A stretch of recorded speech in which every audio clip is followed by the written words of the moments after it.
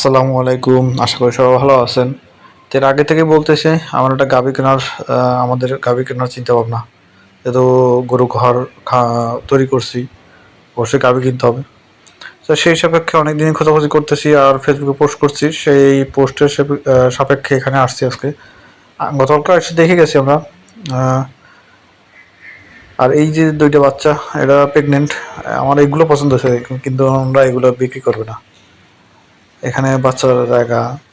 আর এই যে কালো গাভীটা, এই গাভীটা ৩২ থেকে ২৮ থেকে ৩০ লিটার হয়। ৩ লাখ টাকার প্রাইস বলছে ওরা।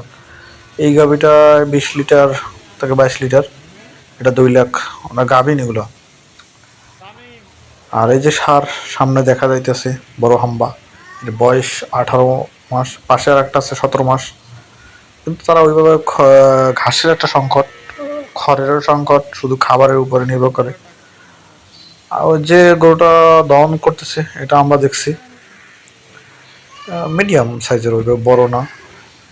ওনারা বলছে এখন 5 মাসে গাভিন, ৬-৭ লিটার দুধ আসে না, সরি 8 থেকে 9 লিটার।